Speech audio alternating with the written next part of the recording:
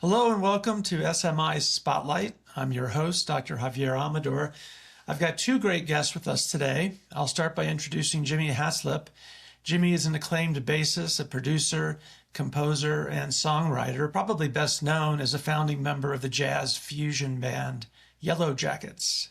Over a decades-long career, he's earned 4 Grammy Awards and collaborated with an extraordinary range of artists across jazz, pop, and film. And he's also done a lot of service in humanitarian causes, and that's what we're going to be talking about today. Together with Gillies, Julia is a family advocate. She lost one son to suicide as a result of severe mental illness and has 2 other children who are living with serious mental illness. Her life has been profoundly shaped by severe mental illness. Her father, Alan, lived with bipolar disorder and died by suicide in 1998.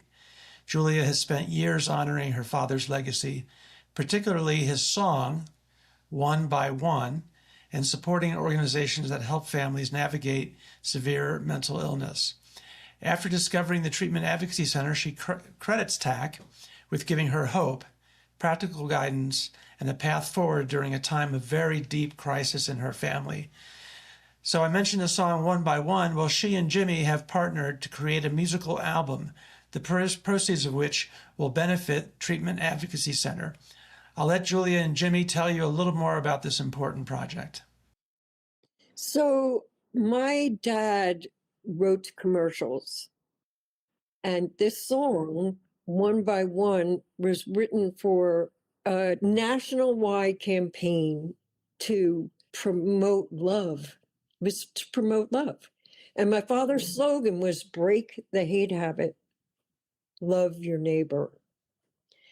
And the reason I wanted to redo it is because we need to be reminded, we need to be comforted, we need to remind people that love, compassion, and empathy is the best route to go. And especially when you're dealing with people with mental illness, we need to be there.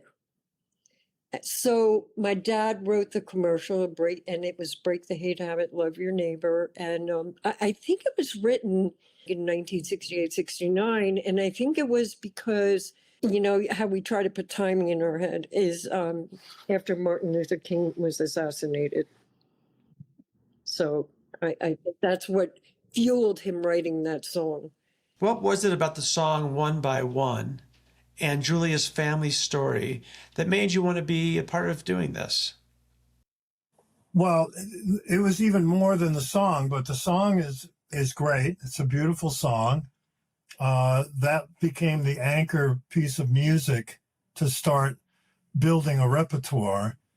And what came of it is because of that song, it inspired thoughts about what to add to that to build, in this case, a 9-song repertoire that would put together a recording that we would be able to post and ask for donation, raising money for your foundation for TAC. So how has working with Julia on this project deepened your understanding of what people with severe mental illness are dealing with?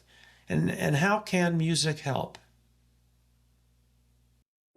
Well, I always felt music has a lot of healing properties, and I think that it can be a good tool to use for raising funds for a cause. So this would be my 8th cause of working on music for raising money. I just felt like music is definitely something that I can donate myself to help people. And I felt it myself, like,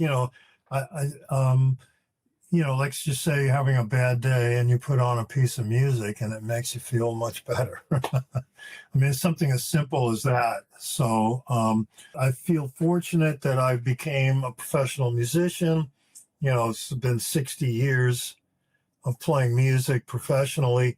There's always been in the back of my mind, what can I do to help people? The reason I wanted to have my father's song, recomposed was because I really feel that we need to love one another rather than this lack of empathy, compassion for everybody. I mean, mental illness is so broad now. You know, you're talking about anxiety, PTSD, trauma, and then you add it in with the people who don't know they're sick and they're homeless.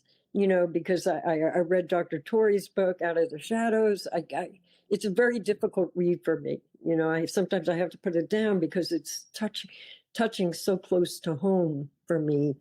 You know, the deinstitutionalization of our mental health system. You know, whatever we garner from the GoFundMe page, I'll use as little as possible to accomplish. There's 4 songs that I would need to re-record, and I'll use as little money as possible to do that. Whatever's left over, we would just put into the coffers for donation.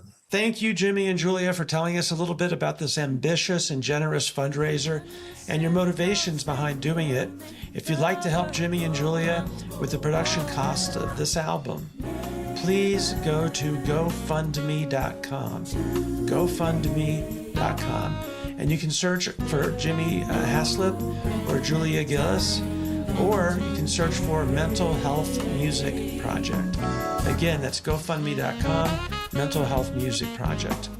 And of course, we're going to share the link in the podcast notes. Once production has been completed, all proceeds from the album will benefit tax work to eliminate barriers to treatment for people living with severe mental illness.